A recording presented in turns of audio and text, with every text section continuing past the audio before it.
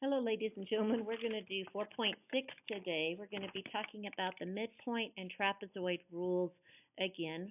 So our objectives are that we're going to approximate integrals using the area or finding the area under the curve using the midpoint and trapezoid rules.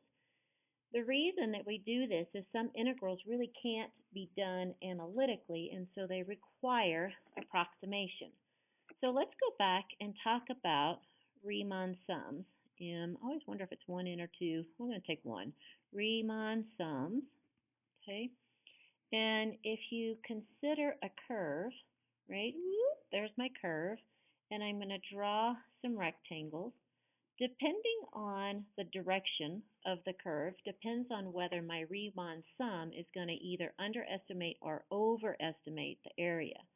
So I'm going to call this x sub 1, x sub 2, x sub 3, x sub 4, and that little guy will be x sub 5. And remember, basically what a Riemann sum is doing is I am calculating the area by summing the area of, got to move my coffee over, the little rectangles. Alrighty? And that's basically what a Riemann sum is. My delta x, my differences in here, does not have to be consistent. Sometimes it is, but sometimes it isn't. So if I think about summing all of my little rectangles, okay, so let's say I want to do a left Riemann sum. I'm just going to write RS, okay, then it would be the sum, and then I'm going to sum my left endpoints. So then it would be the area of the first triangle, which is f of x sum 1. Remember, this is the height of the rectangle. And then I would have my delta x. And then I would evaluate my function at x sub 2 to get the height. Well, that's a bummer. My phone's ringing. There you go. And then his delta x. And then I would do f of x sub 3. Oops, forgot that guy. Times delta x. And then I would add f of x sub 4 and multiply by that delta x. And then I would stop. Then I need a second parenthesis. And that would be my left Riemann sum. Well, then if I set up the right Riemann sum, so here's my right Riemann sum, then that's going to be the sum of all of these guys. And then I would have f of x sub 2 times delta x. And remember, the delta x's don't have to be the same. I'll take a little side trip. If you'll remember, delta x is b minus a divided by n. That's if you want all of your rectangles to be the same. But if they're not the same, then I just multiply by whatever the delta x is in my particular little interval. And then I'm going to evaluate, I'm doing a right, so I'm going to do f of x sub 3 times my delta x. And then I would do f of x sub 4 times his delta x. And then the last one would be f of x sub 5 times his delta x. And then those guys would be done. Remember that if you are managing a problem on an AP exam, you always want to show how you are setting up your Riemann sum. And then if you knew specific values for these, you could include this, but they want to know that you understand that this is the height of the rectangle, this is the width of the rectangle, and I am summing my individual rectangles. Alrighty? So the next thing that we want to talk about, and I'm missing a pen, sad day. Alright, I'll just use this one. The next rule that I want to talk about is the trapezoid rule. And it's the same basic idea. There is kind of a complicated formula that you could try to memorize, but I think memory work is overrated. So for the trapezoid rule, we need to remember that the area of a trapezoid is 1/2 the height times the sum of the bases. Alrighty? And I'm going to go back up here and say, what if I drew, I have no idea what I did with that guy. He ran away. Oh well. What if I drew trapezoids up here instead of rectangles? So let's say I have all these little trapezoid guys, right? Well, on these, this is going to be, on my first rectangle, a B1. This is going to be a B2. And this, my delta x, is going to be the height of the rectangle. So it's the same basic idea. I'm calculating the area of a bunch of different trapezoids and I'm summing them, right? So notice that my height is the same thing as the delta x. My heights do not all have to be the same. Well, since the formula is 1/2 the height, if all of the heights were the same, I could factor that out, but it's not, so it's not that big a deal. So instead of memorizing a complicated formula, alrighty, so if I wanted to do this particular curve with a Riemann sum, a trapezoid rule, I would just say that my area is going to equal. Now I am going to factor out the half because the half is going to be the same for all. So I'm going to move my half out front, okay? And then it's going to be the sum, alrighty? So then my height is going to be x2 minus x1. There's the height. This is my height. And then my bases are going to be f of x sub 1 plus f of x sub 2. And then I would go to the second one. And remember, I've already factored out the half. So then my second height would be x sub 3 minus x sub 2. And then my bases would be f of x sub 2 plus f of x sub 3. Alrighty. And then if I keep going, so I just did that one, so then the next one I've already taken out the half. So my h is going to be x sub 4 minus x sub 3. And then I am going to multiply by my heights. So f of x sub 3 plus f of x sub 4. That's kind of hard to say. And then my last trapezoid would be plus x sub 5 minus x sub 4. Okay?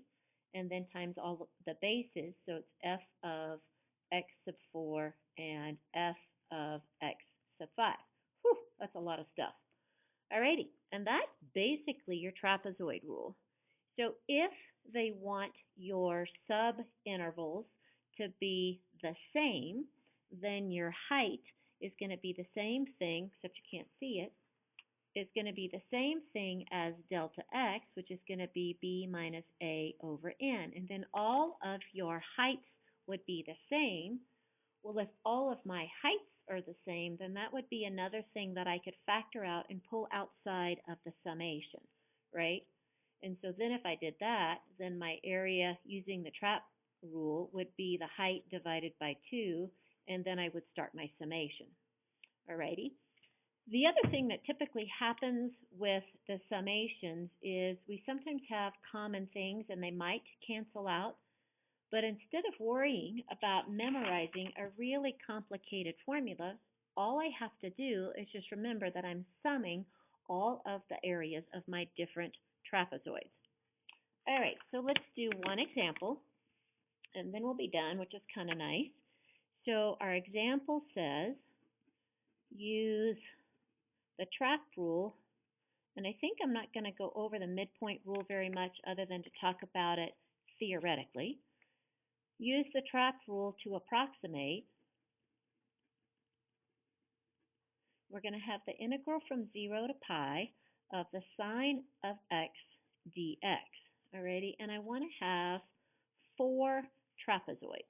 Okay, so the first thing that I would do, because I'm a visual human, is I would graph sine of x, okay, from 0 to pi, and that would be this part of the curve. I know that's really big, but there you have it. So here's my pi. Divide it in half, pi over 2. Divide it in half, here's pi over 4. And then divide it in half, 3 pi over 2. And that comes from all the work that we did in pre-calc when we're graphing our sine. Well, if you'll notice, I'm going to end up, get a different color, I'm going to have 1, 2, 3, 4 trapezoids. So just by graphing sine, I come up with my 4 trapezoids. Or what I could have done is done pi minus 0 and divide by 4, and I get pi over 4. All right, so my delta x is going to be b minus a, over 2n, and that's because this is my height is going to be sorry, let me get my brain and my mouth working on the same page. It's 1/2 the height times the sum of the bases, right? So I'm going to pull this half out front, okay? So my height, my 1/2 the height is my delta x over 2, right? So it's going to be pi minus 0 over 2 times 4, which is pi over 8. And because all of them are same, I'm factoring this out. So my h is my delta x, and then I have the 2n in the denominator, because the original delta x is just b minus a over n, right? Oops, except I forgot the x. So now all I have to do is set it up. So my area, using the trap rule, pi over 8 is going to go out front, and then I'm going to have my bases. So I'm going to have f of 0 plus, and then if you think about doing my rectangles, I'm going to have this is a base and this is a base, so it's going to be 2f of pi over 4, because it would share this trapezoid and this trapezoid would both get this, so I'm just going to double it. Same thing with this one and this one, so it's going to be 2 times my f of pi over 2. Same thing at 3 pi over 2, there's 2 trapezoids sharing that side, so plus f of 3 pi over 2. And then my last trapezoid only has 1, so he's going to be, and because I would have considered this side already, except that's 3 pi over 4, my bad, right? I'm going to consider this trapezoid. Well, I've already accounted for this twice, so this is the only side left, so then it's going to be plus f of pi. Well, now it's just really easy. So I would set this up using the function, right? So my area using the trap rule is going to be pi over 8 times, and then I'm going to have the sine of 0 plus 2 times the sine of pi over 4 plus 2 times the sine of pi over 2 plus 2 times the sine of 3 pi over 4 plus the sine of pi. Alrighty? So there's all of those guys. The sine of 0 is 0, and the sine of pi is 0. So then this is pi over 8. This is times 2. The sine of pi over 4 is 1 over radical 2. The sine of pi over 2 is 1, so it's going to be 2 times 1. The sine of 3 pi over 4 is still 1 over radical 2, so it's 2 over radical 2, and then I'm done. And then you could simplify that, and then that would be your answer. So while we're here, let's just do a quick reminder. I'll get a different color about the midpoint rule. So remember, the midpoint rule is really the same thing. The area is going to be, except you can't see it at all, sad day, going to be the sum of all of my rectangles, right? And I'm doing the area of all of those rectangles, except now the height is going to come from the midpoint of each little interval, and then I'm still going to have my delta x, okay? Well, the midpoint, so like even if I considered this one that we have here, if I summed those up, the area using my midpoints, okay, of my rectangles is going to be the sum. And so for my first rectangle, I'm going to have my delta x is pi over 4, right? And pi over 4 is actually going to be the delta x for all of them. So I'm just going to pull that little guy right out front because they're all the same. So the height of the first rectangle is going to be the midpoint, so it's going to be f of pi over 4 minus 0. The second one would be, the height would be, divided by 2 because that's midpoint. Brain and mouth aren't working again. Here's my pi over 4, and then I divide it by 2, right? That's the midpoint. And I would evaluate my function at the midpoint. This is just a gross interval because we've got radians and things going on, but you understand the process. My next one would be the midpoint of pi pi over 2 and 3 pi over 4, all that divided by 2, right? And then the last one, sorry, I say that a lot, that's rude.